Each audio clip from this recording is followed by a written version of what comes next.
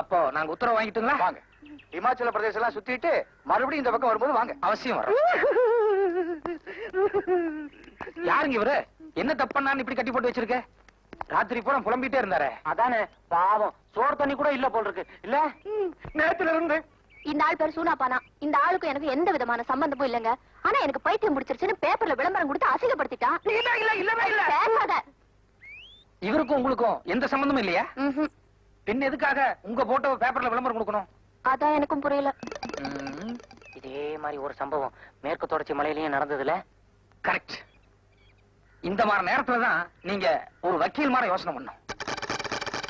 வக்கீல் மாதிரியா? ஆமா, எப்பவுமே வக்கீல் மூலம் தான் தண்ணி மாற எங்க வேணாலும் பாயும். புரியல. விளக்கம் சொல்றேன். அதாவது என்ன மாதிரி ஒரு வாலிபன் ஒரு போட்டோ கடைக்கு போய் அங்க உங்கள மாதிரி ஒரு அழகான பொண்ணோட போட்டோ பாக்குறான். உடனே மதிமயங்கி கட்டினா இந்த பிள்ளை தான் கட்டுறது, இல்லன்னா வாழ்க்கையில கல்யாணமே கிடையாது அப்படின்னு சொல்லி முடிவு பண்ணிடுறான். ஆனா அந்த பொண்ணோட அட்ரஸ் தெரியாது. எப்படி அட்ரஸ் கண்டுபிடிக்கும் சொல்லி இவன மாதிரி ஒரு முட்டாள்கிட்ட ஐடியா கேட்கறான். இவனுக்கும் செட்டியா இருக்கும். கொடுக்கல் வாங்கல ஒரு சின்ன பிரச்சனை. அதனால இவன் என்ன பண்ணா, பேப்பர்ல விளம்பரம் கொடுத்து கீழே சூனா பானு சொல்லி செட்டியார் பேரை போட்டு அவரை பழி தீர்த்துட்டான். இது எப்படி இருக்கு? கரெக்ட். நடந்ததை தெள்ள தெளிவா சொல்லிட்டீங்க. இப்ப அந்த வாலிபன் யாரு, குடும்பம் யாருன்னு தான் தெரியல. இல்ல, அந்த போட்டோ ஸ்டுடியோ ஆளையும் பேப்பர்ல விளம்பரம் வாங்கின ஆளையும் இவங்க ரெண்டு பேரையுமே புடிச்சிட்டு வந்தா அந்த வாலிபன் யாரு, அவன் கூட வந்த ஆள் யாருன்னு கரெக்டா அடையாளம் கட்டிடுவாங்கல்ல? இல்ல இல்ல, அவங்க எல்லாம் வேணாங்க. நான் சொன்ன கரெக்டா இருக்கும். நீங்க செட்டியார் அனுப்பிச்சிடலாம். அவங்களே வந்துட்டாங்களே.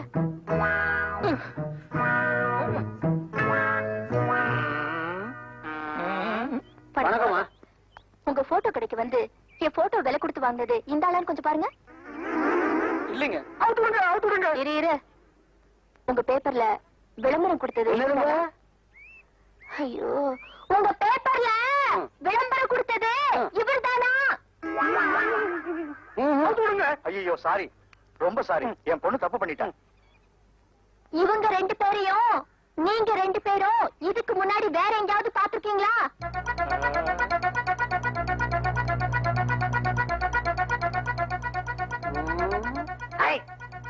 இந்த தாடி மட்டும் இல்லன்னு வைங்க, என்கிட்ட போட்டோ வாங்கின ஆளு அசல் இதே மாதிரி இருப்பாருங்க. உலகத்துல மொத்தம் 7 பேரு ஒரே மாதிரி இருப்பாங்கன்னு சொல்லுவாங்க இல்லீங்க. இந்த கண்ணு மட்டும் சரியா இருந்ததுன்னா எங்கிட்ட விளம்பரம் கொடுத்தாலும் இதே ஆளுதான். சரி போங்க.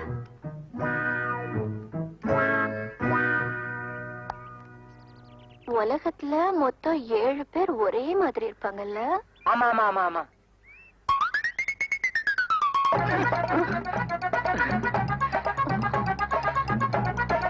இவங்க ரெண்டு பேரும் பிடிச்சி தூண்ல கட்டுங்கடா.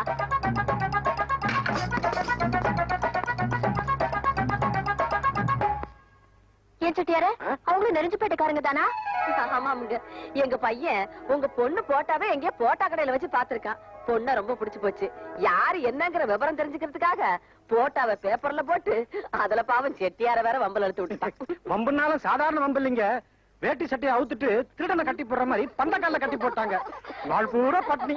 ரொம்ப சாரிங்க. அவ்வளவு கூத்தடிச்சதுனாலதான் இன்னைக்கு நிச்சயதார்த்தத்துக்கு வரது கூட வைக்கப்பட்டுக்கிட்டு நான் வரலாத்தா, நீங்க ஐயனுமே பேசி முடிச்சிருங்க. வரும்போது பொண்ணுகிட்ட மட்டும் நான் ரொம்ப விசாரிச்சேன்னு தனியா கூப்பிட்டு சொல்லி போடுங்கன்னு என்கிட்டயே சொல்றான். எல்லாம் சரிதாங்க. ஆனா உங்க வசதிக்கு தகுந்த மாதிரி என்னால சீர் செய்ய முடியுமாங்கிறது தான் யோசனையா இருக்கு. பையன் விரும்பிட்டான் தானே வீடு தேடி வந்திருக்காங்க. சீரெல்லாம் அவ்வளவு கராரவா கேட்க போறாங்க. அதானே. இந்த பாருங்க, எனக்கு ஒரே பையன் தான், பொண்ணு இல்ல. பொண்ணு இருந்தா என்ன சீர்வரிசை செய்வேனோ அதை உங்க பொண்ணுக்கு செய்யறேன். சரிதானே? ரொம்ப நன்றிங்க. என்னடி உங்க அப்பா சம்மந்தம் எல்லாம் பேசி முடிச்சுட்டாரு, நீ பாட்டுக்கு சீரியஸா இருக்க? இல்லடி, அன்னைக்கு அவர் தாடியும் கீடியுமா சுருட்ட முடியோட ஏதோ மாதிரி ட்ரெஸ் போட்டுக்கிட்டு மாறு வேஷத்துல இருந்தாரு. அதனால அவரோட ஒரிஜினல் பர்சனாலிட்டி என்னன்னு என்னால தெரிஞ்சுக்க முடியல. அட்லீஸ்ட் ஒரு போட்டோ கிடைச்சாலாவது நல்லா இருக்கும். நான் நினைச்சேன் நீ படிச்ச பொண்ணா இருக்கிறதுனால சம்பந்தம் பேசி முடிச்ச உடனே அக்கம் பக்கத்துல இருக்கிறவங்க கூட படிச்சவங்க எல்லாம் மாப்பிள்ள போட்ட எங்கேன்னு உன்ன கேட்பாங்க. நீ காட்டணும்ல, அதுக்காகத்தான் கையோட கொண்டாந்துருக்கேன். பாரு, என் பையனும் உன் நாட்டு நல்ல மூக்கு மூலியமா லட்சணமா இருப்பான். ஈஸ்வரி, இந்த வந்துட்டேனுங்க பாரு.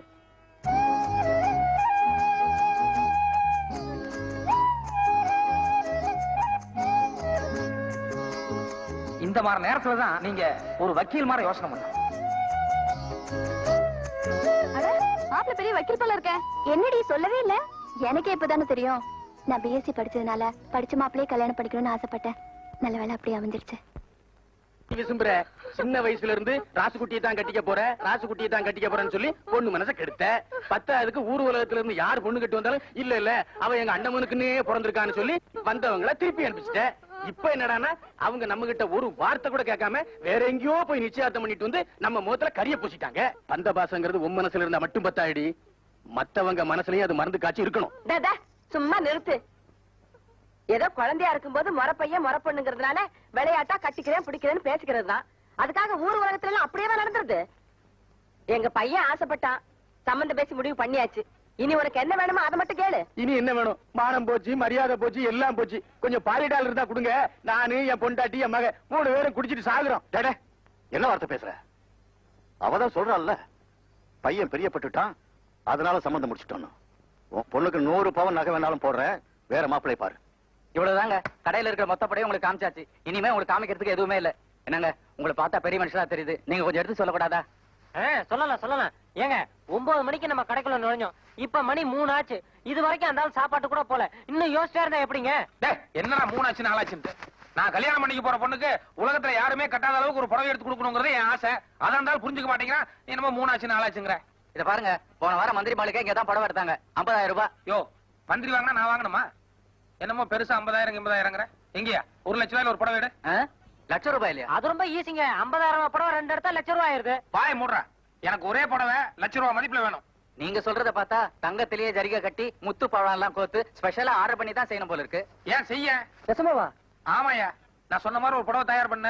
அதுக்கு வேண்டி நகரட்ட எல்லாம் பக்கத்து கடையில் நீயே வாங்கிக்கோ. அடுத்த வாரம் நான் வர்றேன். எல்லாத்தையும் ஒரு பொம்மையில போட்டு பூட்டி அலங்காரமா வைய. நான் வந்து பாத்துட்டு கையோட காசு கட்டி வாங்கிக்கிறேன். இந்த 20,000 ரூபாய் அட்வான்ஸ் வாங்கிக்கோ. நிகழும் சுபயோக ஏமா ருக்மணி, என்னப்பா? மாப்பிள்ளை வீட்டுல இருந்து நாளைக்கு பத்திரிக்கை வைக்க வரதா சொல்லி அனுப்பிச்சிருக்காங்க. நாம பத்திரிக்கை அடிக்க வேண்டாமா?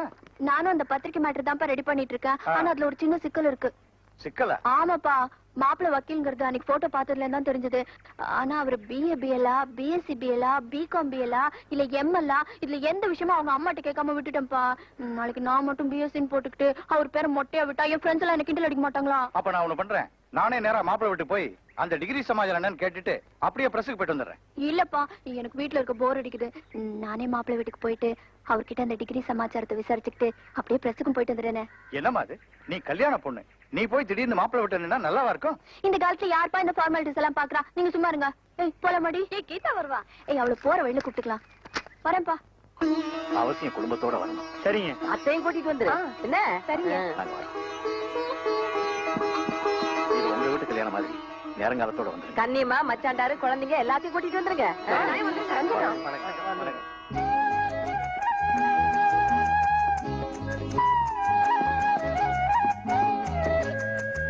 இந்த வீடாடி ஊர்ல இருக்கிறதுலயே பெரிய வீடுன்னு சொன்னாங்க. கல்யாண வேலையெல்லாம் மும்முரமா நடந்துட்டு இருக்கு. இந்த வீடாதான் இருக்கும். இறங்கு. சம்பளே, என்ன யாரோ வந்திருக்காங்க? வாங்க நீ வாங்க. என்ன திடீர்னு கல்யாணம் பண்ணி இங்க வந்திருக்கீங்க? ஒரு வார்த்தை முன்னாடியே சொல்லி அனுப்பிச்சிருந்தா நான் விருந்துக்கெல்லாம் ஏற்பாடு பண்ணிருப்பேன்ல. இப்போ ஒண்ணு குறைஞ்சு போல. டேய் நீ போய் ஆட்டாடி, நீ போய் கோழி அப்படி, டேய் நீ போய் அதெல்லாம் ஒண்ணு வேணாம், நான் உடனே திரும்பி போனோம். வீட்டுல யாரு இருக்காங்க? ஐயனும் ஆத்தாலும் பத்திரிக்கை வைக்கிறதுக்காக ஊருக்குள்ள போயிருக்காங்க. டெய்லர் இன்னைக்கு புதுசா ஒரு துணி கொடுத்தாரா, அதை போட்டு போட்டோ எடுக்கிறதுக்காக ராஸ்குட்டி போயிருக்காங்க. புது ட்ரெஸ் போட்டு போட்டோ பிடிக்கிறதுக்கா? புரியலீங்களே. அதே ஏன் கேக்குறீங்க? அது ஒரு பெரிய கூத்து. கல்யாணம் ஆகட்டும், கதை கதையா சொல்றேன். சரி வாங்க உள்ள போலாம். அவங்க வரத்துக்கு ரொம்ப நேரம் ஆகுமா? இல்ல இப்ப வந்துருவாங்க வாங்க. அப்ப நான் வெளியிலே நிக்கிறேனே.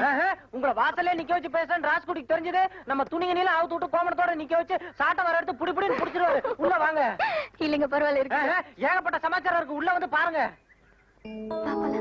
வாங்க வாங்க, இப்படி வாங்க வாங்க. எங்க முதலாளி ராஜ பரம்பரைங்க. இது அவங்க தாத்தாவுக்கு தாத்தாங்க, இது அவங்க தாத்தாங்க. இங்க பாருங்க, எல்லாம் உங்கால படம் தான். கண்கொள்ளா காட்சி. மட்டையை பிடிச்சிட்டு டபுள் ஆட்டு கொடுத்துருக்காரு. இங்க பாருங்க, எங்க வீட்டு பிள்ளை எம்சிஆர் கூட.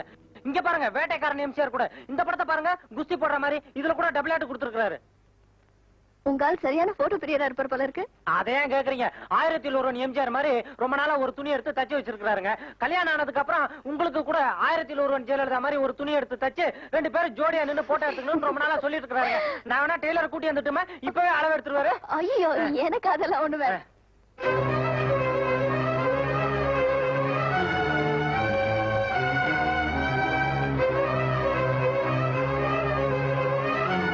வக்கீலு, ஒன்ல இன்ஸ்பெக்டர், ஒன்ல டாக்டர், ஒன்ல ஏரோப்ளேன் ஓட்டுறவரு, கப்பல் ஓட்டுறது ஒண்ணுதான் பாக்கி. அது கூட போட்டோ எடுத்தாச்சு, நாளை மச்ச நாள் வந்துரும்.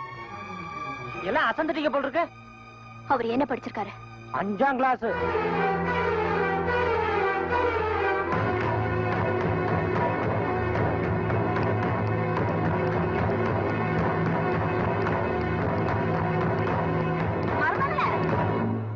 என்ன கண்ணு எப்ப வந்த? யாராரு வந்தீங்க? என்ன இப்படி சொல்லாம கிளம்ப வந்திருக்கீங்க? என்னடே செம்புலி ஊருக்குள்ளதானே சுத்திக்கிட்டு இருந்தான். பொண்ணு வந்திருக்கு ஒடியான்னு சொல்ல வேண்டாம். அதுமா இன்னைக்கு நாள் ரொம்ப நல்லா இருந்துச்சு. அதான் ஊருக்குள்ள போய் எல்லா சொந்த பந்தத்துக்கும் பத்திரிக்கை வச்சுட்டு வர்றோம். இனிமே யாருக்கும் பத்திரிக்கை வைக்க வேண்டாம். இந்த கல்யாணம் நடக்காது. மருமகள என்னம்மா சொல்ற? 5ஆம் கிளாஸ் கூட படிக்காத ஒரு முட்டாள கல்யாணம் பண்ணிக்க நான் தயாரா இல்ல. என் மக முட்டாளா? யார பார்த்து முட்டாளி?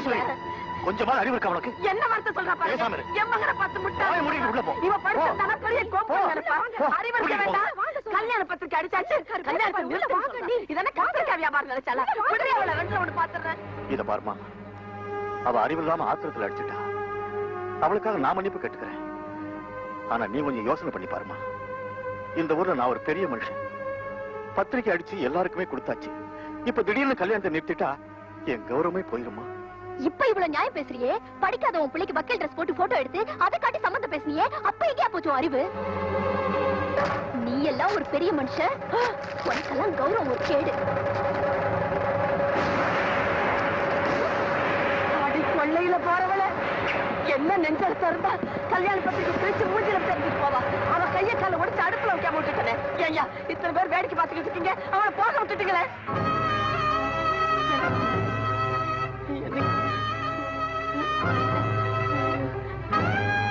என்னங்க நீங்க எதையும் மனசுல வச்சுக்காதீங்க.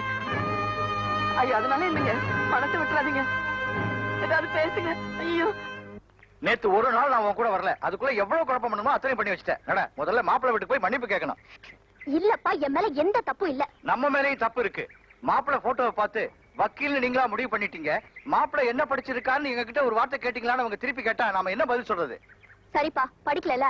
அப்புறம் எதுக்காக வக்கீல் ட்ரெஸ் போட்டு போட்டோ எடுத்து மாட்டி வச்சுக்கணும்? படிக்காத பையன் படிச்ச மாதிரி போட்டோவை எடுத்துக்கலாம்னு ஆசைப்பட்டிருக்கலாம் இல்லையா?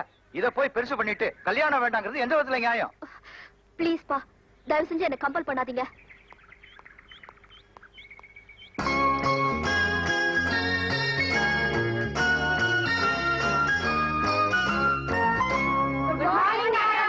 நீங்கெல்லாம் யாரு? தெரியல. டீச்சர். டீச்சர்ஸா? உங்க ஸ்டூடெண்ட்க்கு இப்பவே பாட ஆரம்பிக்கிறோம்.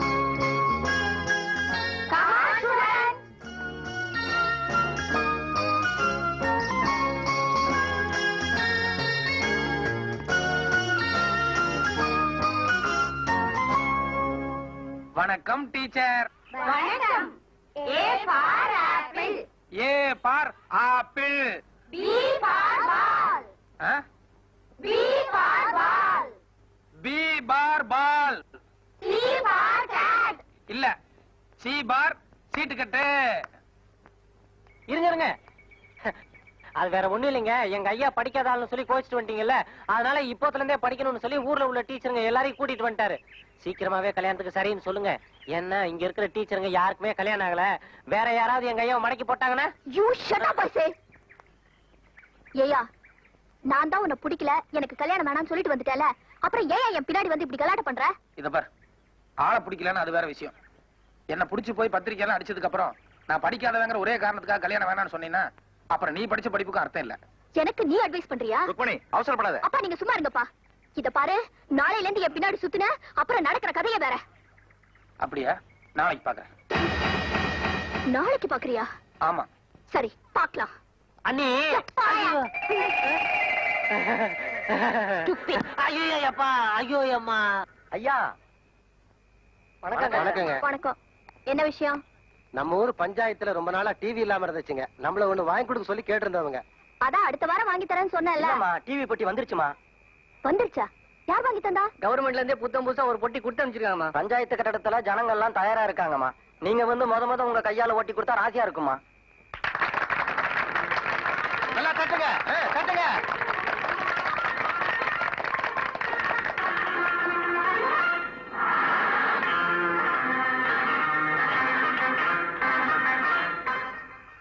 வணக்கம்.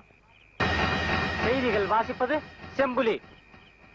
உங்க பாளையத்து பொண்ணு ருக்மணி என்ன தப்பு பண்ணிருக்காங்கன்னு உங்களுக்கே நல்லா தெரியும். இந்நேரம் எங்க ஐயா அந்த பொண்ணு வீட்டு முன்னால டென்ட் அடிச்சு அத நான் வார்த்தையா சொன்னா அவ்வளவு நல்லா இருக்காது. நீங்க காட்சியாவே பாருங்க.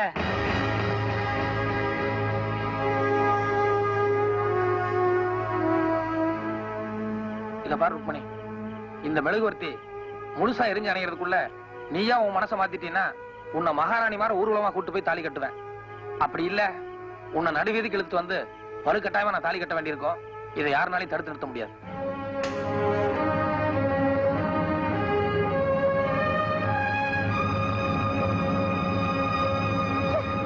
எனக்கு என்னமோ அந்த ஆள் உன்னை விட மாதிரி தெரியல. ஆமா பாரு, வீட்டுக்கு முன்னாடி டென்ட் அடிச்சு காதல் ஜோதி ஏத்தி வச்சிருக்காரு. வாய் முட்ரி. காதல் ஜோதியா காதல் ஜோதி? முதல்ல அந்த மெழுகுவத்தியை தூக்கி எரிஞ்சிட்டு தான் மறுவேலை. வாங்கடா.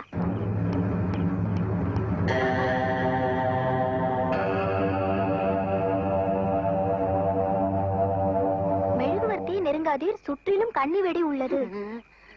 அம்மா மாவட்டத்துல பாதியிலே விட்டு என்ன ஆச்சுன்னு பாட்டு வந்துடுறேன். மாவ நான் தான் தரல, என்ன கூப்பிடாம போற?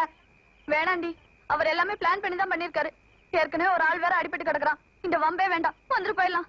ருக்மணி, அடுத்தது அடிதடி குத்து வெட்டு நீண்டுகிட்டே போகும் போல இருக்கு. பேசாம சமாதானமா போயிரு. No!